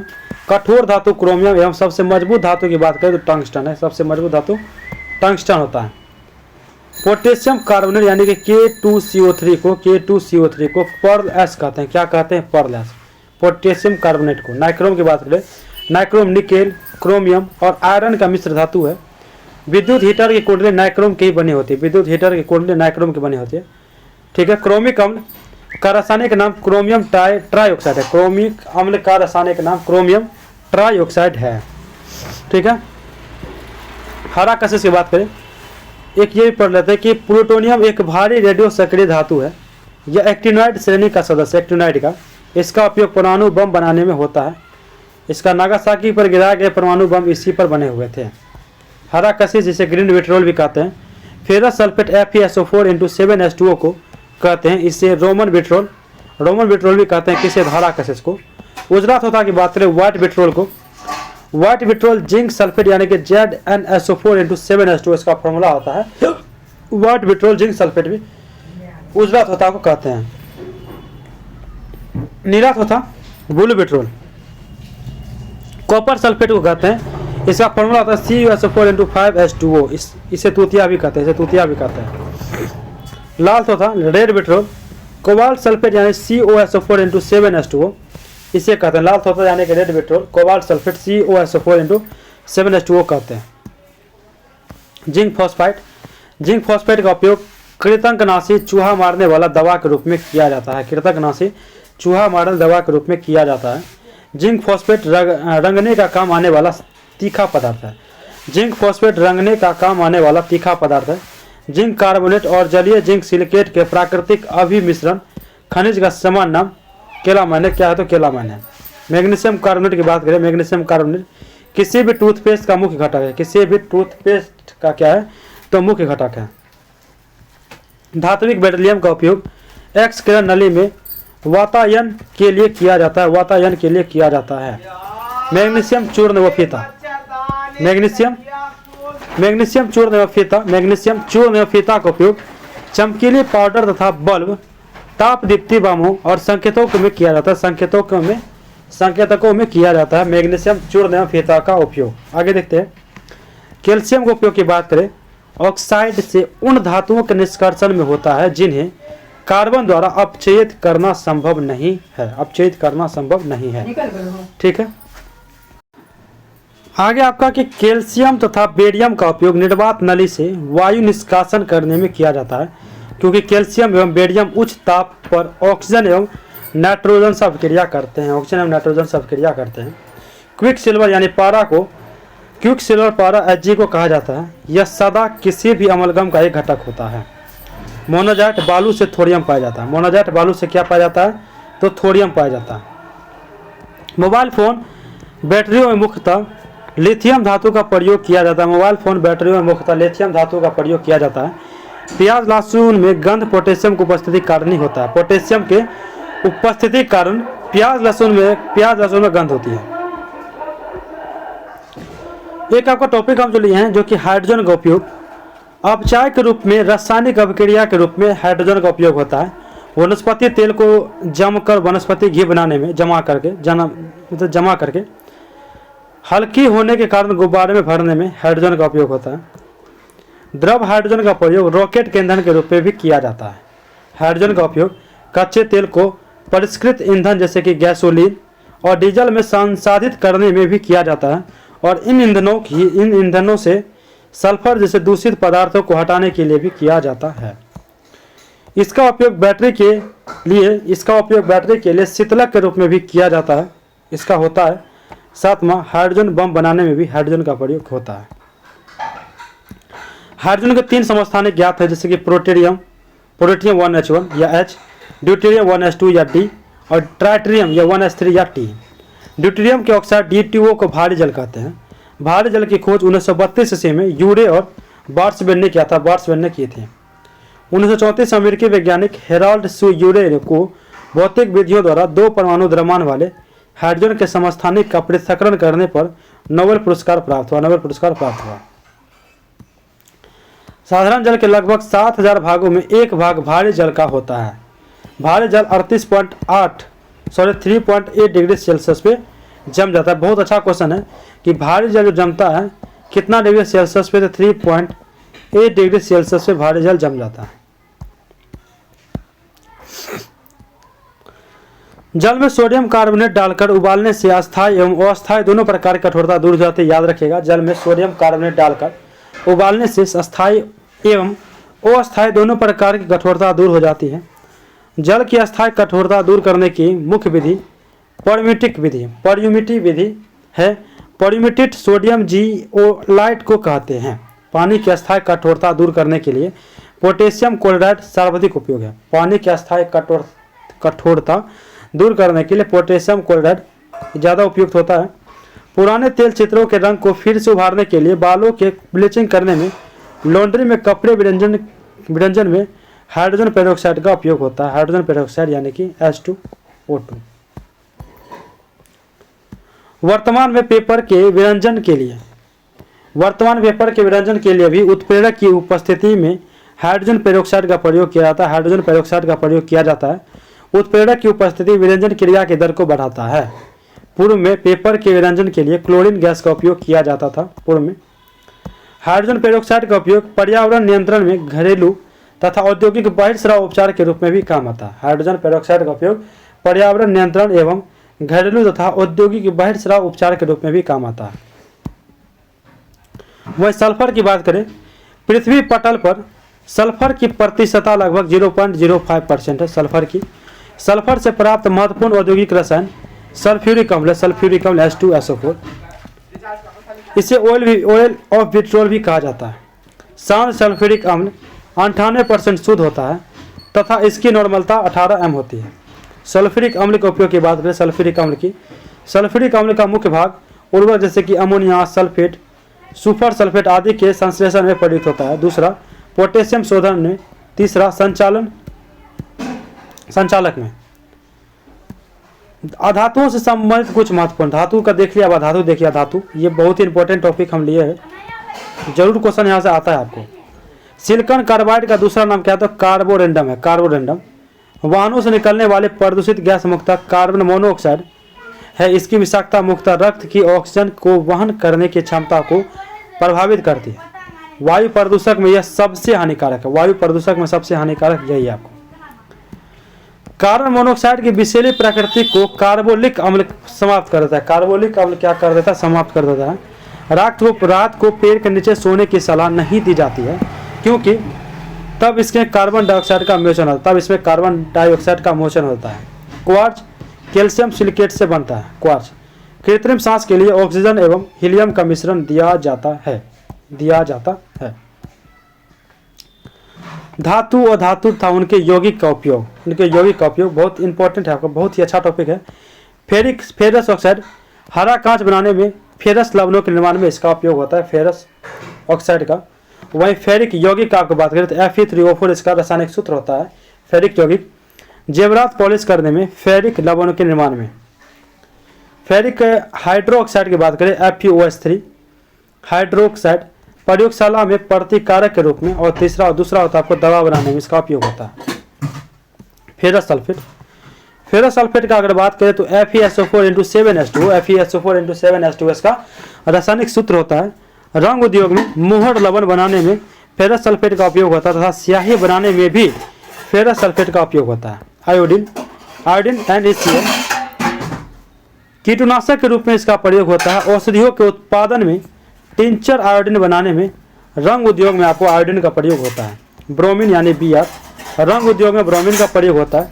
टिंचर गैस बनाने में, प्रतिकारक के रूप में, औषधि बनाने में आपको ब्रोमीन का प्रयोग होता है।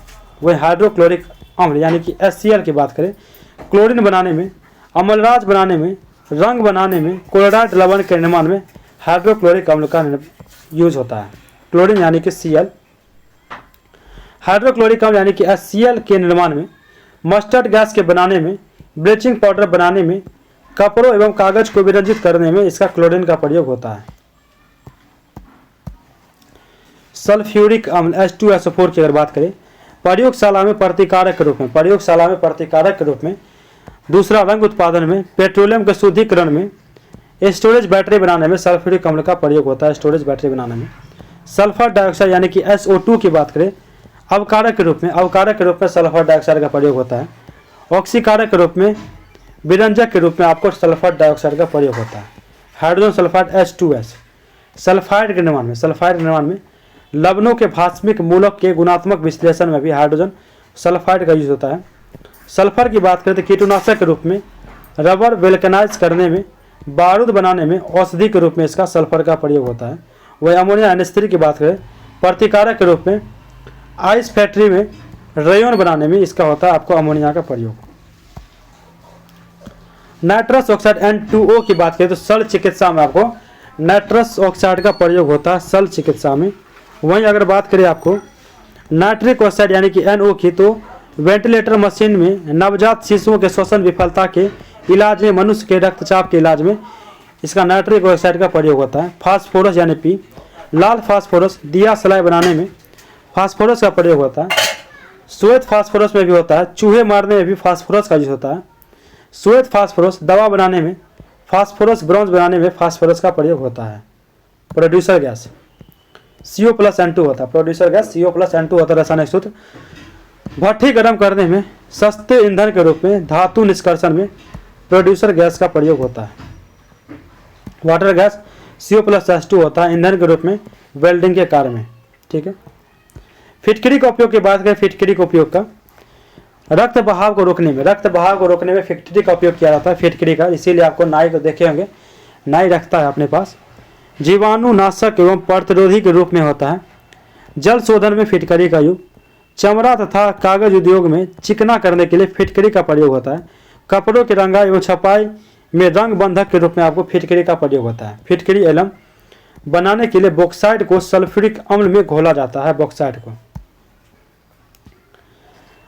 मर्क्यूरिक क्लोराइड यानी कि HgCl2 केलेमोल बनाने में कीटनाशक के रूप में उसका होता है मर्क्यूरिक क्लोराइड का प्रयोग। केलेमोल बनाने में कीटनाशक के रूप में। मर्क्यूरिक ऑक्साइड यानी कि HgO महलगम बनाने में जहर के रूप में इसका प्रयोग होता है। मरकरी का प्रयोग देखें थर्मामीटर में।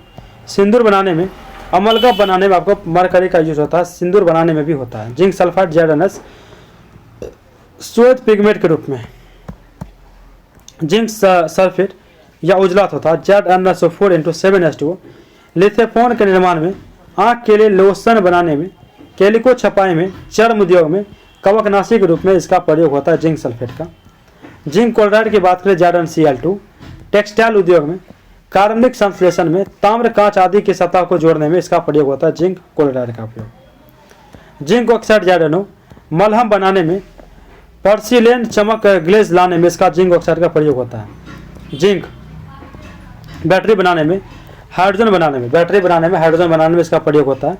Calcium carbide CaC2 calcium cyanide एवं एसिटेट निर्माण में होता है। 37 कैल्शियम ऑक्सीक्लोराइड या ब्लीचिंग पाउडर, कैल्शियम ऑक्सीक्लोराइड या ब्लीचिंग पाउडर CaOCl2 कीटनाशक के रूप में इसका प्रयोग होता है, कागज तथा कपड़ों के विरंजन के रूप में इसका प्रयोग होता है, रासायनिक उद्योग में उपचार के रूप में इसका प्रयोग होता है, क्लोरोफ्लोम के उत्पादन में भी इसका होता है कैल्शियम ऑक्सीक्लोराइड या ब्लीचिंग पाउडर CaOCl2 का प्रयोग। ब्लीचिंग पाउडर बुझे हुए चूने पर क्लोरीन गुजार कर तैयार किया जाता है। वहीं बात करें कैल्शियम सल्फेट हाइड्रेट या plaster of Paris CaSO4 × H2O या CaSO4 × ½ H2O, इसका उपयोग मूर्ति बनाने में, शल्य चिकित्सा में, पट्टी बांधने में, छतों एवं दीवारों को चिकना बनाने हेतु प्रयोग किया जाता है। मैग्नीशियम कार्बोनेट यानी कि MgCO3 का प्रयोग दंत मंजन बनाने में किया जाता है, दवा बनाने में, जिप्सम लवण बनाने में किया जाता है मैग्नीशियम कार्बोनेट का प्रयोग। वहीं आप बात करें मैग्नीशियम की धातु मिश्रण बनाने में मैग्नीशियम का प्रयोग होता है, फ्लैश बल्ब बनाने में, थर्माइड वेल्डिंग बनाने में भी प्रयोग होता है मैग्नीशियम का। मैग्नीशियम ऑक्साइड की बात करें MgO, औषधि निर्माण में इसका प्रयोग होता है MgO का, रबर पूरक के रूप में प्रयोग होता है, वालियर के प्रयोग में होता है मैग्नीशियम ऑक्साइड का प्रयोग। मैग्नीशियम हाइड्रोक्साइड MgOH2 का प्रयोग चीनी उद्योग में होता है, और मोलासिस से चीनी तैयार करने में भी मैग्नीशियम हाइड्रोक्साइड का प्रयोग होता है MgOH2 का। मिल्क ऑफ मैग्नीशिया के रूप में बाजार से लाए जा रहे प्रति अम्ल एंटासिड का मुख्य तत्व मैग्नीशियम हाइड्रोक्साइड ही है, मैग्नीशियम हाइड्रोक्साइड ही है। 47 कॉपर सल्फेट अनिलात होता है, CuSO4 × 5H2O इसका फॉर्मूला होता है। कीटनाशक के रूप में इसका प्रयोग होता है कॉपर सल्फेट नीलात होता का प्रयोग। विद्युत सेल में होता है, कॉपर के शुद्धिकरण में भी होता है आपको नीलात होता का प्रयोग, रंग बनाने में भी होता है, रंग बनाने में। क्यूपरिक क्लोराइड CuCl2 × 2H2O ऑक्सीकारक के रूप में, जल शुद्धिकरण में, धागों के रंगाई में। क्यूपरिक ऑक्साइड CuO ब्लू तथा ग्रीन ग्लास निर्माण में, पेट्रोलियम के शुद्धिकरण में इसका प्रयोग होता है। क्यूपरस ऑक्साइड Cu2O लाल ग्लास के निर्माण में, पेस्टिसाइड के रूप में भी इसका प्रयोग होता है। कॉपर का प्रयोग की बात करें बिजली का तार बनाने में कॉपर का प्रयोग होता है। बर्तन बनाने में कॉपर के तार का प्रयोग होता है, कॉपर का। ब्रांच तथा ब्रांच बनाने में भी कॉपर का प्रयोग होता है। सोडियम नाइट्रेट NaNO3 N2 बनाने में प्रतिकारक के रूप में प्रयोग होता है। सोडियम नाइट्रेट NaNO3 खाद के रूप में प्रयोग होता है KNO3 HNO3 के निर्माण में। सोडियम सल्फेट या ग्लोबर लवण सोडियम सल्फेट या ग्लोबर लवण का प्रयोग Na2SO4 × 10H2O में होता है। औषधि बनाने में, सस्ता कांच बनाने में इसका प्रयोग होता है। सोडियम बाइकार्बोनेट या खाने का सोडा का प्रयोग NaSCO3 इसका फॉर्मूला होता है। अग्निशामक यंत्र में इसका प्रयोग होता है। बेकरी उद्योग में, चर्म रोग में मंद पूर्ति रोधी यानी कि माइल्ड एंटीसेप्टिक के रूप में इसका प्रयोग होता है सोडियम बाइकार्बोनेट या खाने का सोडा। बेकिंग सोडा या खाने के सोडा को गर्म करने पर विघटित होकर कार्बन डाइऑक्साइड के बुलबुले देता है, इसीलिए पेस्ट्री केक आदि में छोटे छोटे छिद्र हो जाते हैं, फलता हुए हल्के एवं प्रफुल्लित बन जाते हैं। भार जल यानी D2O न्यूक्लियर प्रतिक्रियाओं में ड्यूटीरेंट यौगिक के निर्माण में प्रयोग होता है। भारी जल का 3.8 डिग्री सेल्सियस पर D2O जम जाता है। हाइड्रोजन H2 अमोनिया के उत्पादन में इसका प्रयोग होता है। हाइड्रोजन का कार्बनिक यौगिक के निर्माण में भी आपका हाइड्रोजन का यूज होता है। द्रव हाइड्रोजन की बात करें, द्रव हाइड्रोजन रॉकेट ईंधन के रूप में द्रव हाइड्रोजन का प्रयोग होता है रॉकेट ईंधन के रूप में। वहीं सोडियम की बात करें तो सोडियम पेरोक्साइड बनाने में सोडियम का प्रयोग होता है। सोडियम को केरोसिन तेल में डुबोकर रखा जाता है। सोडियम परमैंगनेट KMnO4 इसका फॉर्मूला होता है। इसे लाल दवा के नाम से भी जाना जाता है। यह जल को कीटाणु रहित करता है। इसका उपयोग एंटीसेप्टिक एवं डिसइंफेक्टेंट की तरह किया जाता है। पोटेशियम क्लोराइड का उपयोग उर्वरक के रूप में, पोटेशियम हाइड्रोक्साइड का उपयोग मृदु साबुन बनाने में और कार्बन डाइऑक्साइड का अवशोषक के रूप में भी प्रयोग होता है। बोरेक्स या सुहागा या सोडियम टेट्राबोटेट, बोरेक्स या सुहागा या सोडियम टेट्राबोटेट एक ही है। इसका फॉर्मूला होता है आपको Na2 × B4O5 × OH का होल 4 × 8H2। पहला टूथपेस्ट बनाने में आपको बोरेक्स का प्रयोग होता है या सुहागा। मुख शोधन में मुख शोधन यानी माउथ वॉश बनाने में, साबुन बनाने में बोरेक्स का प्रयोग होता है या सुहागा, आँखों को संक्रमण से बचाने के लिए, मूत्र संक्रमण के इलाज में, मासिक धर्म की समस्या में, खांसी के इलाज में, ऑर्थराइटिस के इलाज में भी आपको बोरेक्स का प्रयोग होता है। अब देखते हैं आपको मिश्र धातु, अवयव, घटक और उपयोग। जैसे कि पीतल, पीतल का अवयव क्या है? Cu plus Zn, Cu plus Zn, Cu plus copper और जिंक का मिश्रण होता है, जिसका उपयोग बर्तन बनाने में होता है। कॉपर 70 और जिंक 30%। कांसा यानी कि ब्रॉन्ज, कांसा यानी ब्रॉन्ज जो कि कॉपर प्लस टिन का मिश्रण होता है। Copper 90%, tin 10%। सिक्का, घंटी, बर्तन बनाने में इसका प्रयोग होता है कांसा का। जर्मन सिल्वर कॉपर, जिंक और निकेल, कॉपर, जिंक और निकेल का मिश्रण होता है। कॉपर 60, जिंक 20, निकेल आपको 20। बर्तन बनाने में इसका प्रयोग किया जाता है। Roll gold copper plus aluminium का मिश्रण होता है, जिसमें कॉपर 90% और एल्युमिनियम 10% होता है। सस्ते आभूषण बनाने में इसका प्रयोग होता है। Gun metal copper plus zinc plus ऐसा यानी कि टीन का मिश्रण होता है। कॉपर, जिंक और टीन का मिश्रण होता है। कॉपर 90%, जिंक 2% और टीन 8% होता है। तोप, गियर, वायरिंग बनाने में इसका प्रयोग होता है गन मेटल का।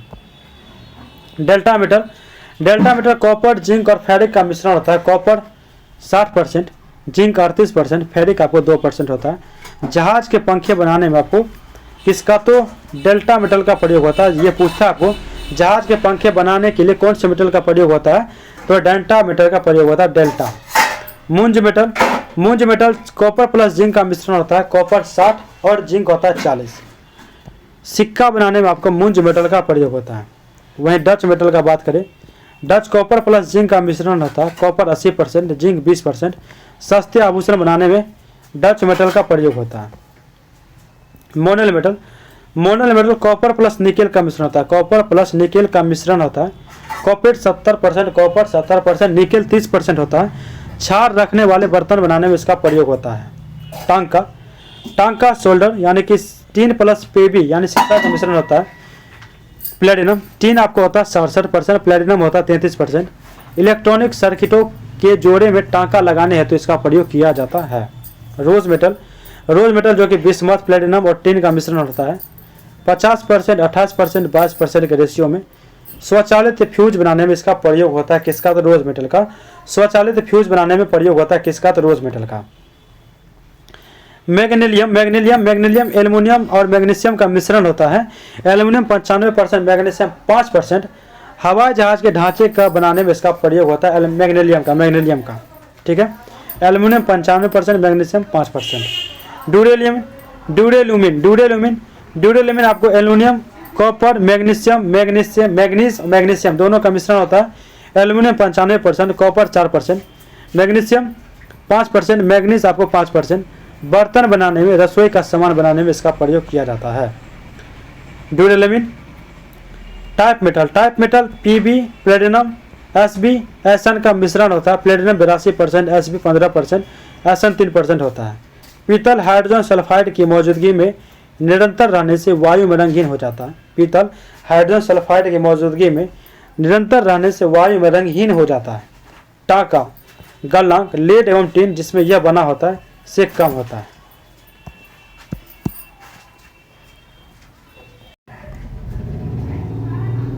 आगे आपको प्रमुख विस्फोटक की बात करें तो नाइट्रेट एस्टर का प्रयोग विस्फोटक बनाने में होता है। डायनामाइट का प्रयोग इसका आविष्कारक सन 1867 ईस्वी में अल्फ्रेड नोबल ने किया था। डायनामाइट का आविष्कार। इसे नाइट्रोग्लिसरीन को किसी अक्रिय पदार्थ जैसे कि लकड़ी के बुरादे में अवशोषित करके बनाया जाता है। जिलेटिन डायनामाइट में नाइट्रोसेलुलोज की मात्रा उपस्थित रहती है। जिलेटिन डायनामाइट में इसके विस्फोट के समय उत्पन्न गैस का आयतन बहुत ही अधिक होता है। किसे? Gelatin dynamite. आधुनिक डायनामाइट में नाइट्रोग्लिसरीन की जगह सोडियम नाइट्रेट का प्रयोग किया जाता है। आधुनिक डायनामाइट में ट्राई नाइट्रोटॉल्विन TNT, यह टॉल्विन यानी कि C6H5CH3 के साथ शांत H2SO4 एवं शांत HNO3 की क्रिया में बनाया जाता है। इसकी विस्फोटक गति 6900 मीटर प्रति सेकंड होती है। 6900 मीटर प्रति सेकेंड होती है। ट्राइनाइट्रोफिनॉल यानी कि TNP, इसे पिक्रिक अम्ल भी कहते हैं, ट्राइनाइट्रोफिनॉल को। यह फिनॉल एवं सांद्र HNO3 अम्ल की क्रिया से बनाया जाता है, ट्राइनाइट्रोग्लिसरीन यानी कि TNG, यह एक रंगहीन तेलीय द्रव है। इसे नोबेल का तेल भी कहा जाता है। यह डायनामाइट बनाने में काम आता है। यह सांद्र सल्फ्यूरिक अम्ल व सांद्र नाइट्रिक अम्ल की ग्लिसरीन के साथ अभिक्रिया करके बनाया जाता है। RDX की बात करें, RDX का पूरा नाम रॉयल डिमोलिशन एक्सप्लोसिव या रिसर्च डिपार्टमेंट एक्सप्लोसिव है। इसका रासायनिक नाम हेक्साहाइड्रेट यानी कि 135 टेरेंट्रो 135 ट्राइजीन या साइक्लोट्राइमेथिलीन यानी कि ट्रिनिट्राइमाइन है। इसका आविष्कार 1898 ईस्वी में जर्मन के रसायनज्ञ जॉर्ज फ्रेडरिक हेनिंग ने किया था। ठीक है, और भी देखते हैं। निर्मित पदार्थ, यह एक सफेद गंधहीन और स्वादहीन ठोस पदार्थ है जो जल में घुलनशील होता है। RDX को मुख्यतः हेक्सामीन और नाइट्रिक अम्ल की रासायनिक प्रतिक्रिया से बनाया जाता है। किसे? RDX को। RDX विस्फोटक की ऊष्मा 1510 किलो कैलोरी प्रति किलोग्राम होती है। RDX के 1510 किलो कैलोरी प्रति किलोग्राम। इसमें तापमान एवं आग की गति बढ़ाने के लिए एल्युमिनियम चूर्ण मिलाया जाता है। इसे प्लास्टिक विस्फोटक भी कहा जाता है RDX को। इस विस्फोटक को USA में साइक्लोनाइट, जर्मनी में हेक्सोजोन तथा इटली में T4 के नाम से जाना जाता है। इटली में RDX का मुख्य उपयोग सैंड प्लास्टिक विस्फोटक, औद्योगिक विस्फोटक और मिश्रित विस्फोटक के निर्माण में होता है। बारूद की बात करें, गन पाउडर की इसकी खोज रोजर बेकर ने किया था बारूद की खोज। इसे बनाने में पोटेशियम नाइट्रेट, सल्फर एवं चारकोल का उपयोग किया जाता है। इसका प्रथम अभिलेखित प्रयोग 1346 ईस्वी में अंग्रेजों द्वारा यूनान के युद्ध में किया गया था। HMX हाई मल्टिंग एक्सप्लोसिव को ऑक्टोजन भी कहा जाता है। इसका उपयोग नाभिकीय उपकरण में प्लास्टिक विस्फोटक के रूप में और रॉकेट ईंधन के रूप में किया जाता है। साबुन यानी सोप, सभी साधारण साबुन उच्च वसीय अम्लों जैसे कि सिटियरिक, पाल्मिटिक अथवा ऑलिक अम्ल के सोडियम अथवा पोटेशियम लवण के मिश्रण में होते हैं। सभी साधारण साबुन उच्च वसीय अम्लों जैसे कि सिट्रिएटिक, पाल्मिटिक अथवा ऑलिक अम्ल के सोडियम अथवा पोटेशियम लवण के मिश्रण में होते हैं। साबुन बनाने क्रिया को साबुनीकरण कहते हैं। वे साबुन जो उच्च वसीय अम्लों के सोडियम लवण यानी कि कास्टिक सोडा होते हैं कड़े साबुन कहलाते हैं। इनका उपयोग कपड़ा धोने में किया जाता है। वे साबुन जो उच्च वसीय अम्ल के पोटेशियम लवण यानी कि कास्टिक पोटास होते हैं वे मुलायम साबुन कहलाते हैं। इनका उपयोग स्नान करने में किया जाता है, यानी कि कास्टिक पोटास वाले साबुन का उपयोग नहाने में किया जाता है। मिश्रित पदार्थ, कांच का रंग, कोबाल्ट ऑक्साइड का रंग कैसा होता है? तो गाढ़ा नीला। सोडियम क्रोमेट या फेरस ऑक्साइड का रंग कैसा होता है? हरा होता है। सिलेनियम ऑक्साइड का रंग है ना नारंगी लाल होता है। फेरिक ऑक्साइड का रंग कैसा होता है? तो भूरा। ठीक है। मिश्रित पदार्थ, फेरिक ऑक्साइड का रंग कैसा होता है? भूरा। गोल्ड क्लोराइड का रंग होता है रूबी लाल। कैडमियम सल्फेट यूरेनियम ऑक्साइड का रंग होता है आपको पीला। क्यूप्रिक लवण का होता है पिकोक नीला। क्रोमिक ऑक्साइड का रंग होता है आपका हरा। मैग्नीज डाइऑक्साइड का रंग होता है आपका लाल। क्यूप्रस ऑक्साइड का रंग होता है आपका चटक लाल। ठीक है। संगठन और उपयोग देखते हैं। फ्लिंट कांच जो कि पोटेशियम कार्बोनेट, लेड ऑक्साइड व सिलिका सब मिलकर बना होता है। कैमरा, दूरबीन के लेंस और विद्युत बल्ब में इसका उपयोग होता है फ्लिंट कांच का। पायरेक्स कांच पायरेक्स कांच सोडियम सिलिकेट बेरियम सिलिकेट से मिलकर बना होता है। प्रयोगशाला के उपकरण में इसका प्रयोग किया जाता है पायरेक्स कांच का। सोडा कांच जो कि सोडियम कार्बोनेट कैल्शियम कार्बोनेट वो सिलिका से मिलकर बना होता है। सोडियम कार्बोनेट कैल्शियम कार्बोनेट वो सिलिका से मिलकर बना होता है। ट्यूबलाइट बोतल प्रयोगशाला के उपकरण में एवं दैनिक प्रयोगों में इसका यूज किया जाता है सोडा कांच का। क्रुक्स कांच सिरिचम क्या कहते हैं, सिरिचम ऑक्साइड वो सिलिका, सिरिचम ऑक्साइड सिलिका इसका संगठक है, यानी इससे बना होता है। धूप चश्मे के लेंस यह पराबैंगनी किरण से होने वाली हानिकारक दैनिक प्रयोग के बर्तन में इसका होता है, बर्तन में सोडा कांच का। ठीक है। क्रुक्स कांच का सिलिका, क्रुक्स कांच सिरिचम ऑक्साइड सिलिका से मिलकर बना होता है। धूप चश्मे के लेंस या पराबैंगनी किरण में से होने वाली हानि से बचाता है। पोटास कांच की बात करें, पोटेशियम कार्बोनेट और कैल्शियम कार्बोनेट वो सिलिका का मिश्रण होता है। पोटेशियम कार्बोनेट कैल्शियम कार्बोनेट वो सिलिका का मिश्रण होता है। अधिक ताप तक गर्म किए जाने वाले कांच के बर्तन वो प्रायोगिक उपकरण में इसका उपयोग होता है। किसका? तो पोटास कांच का। प्रकाशीय कांच का प्रयोग पोटेशियम कार्बोनेट रेड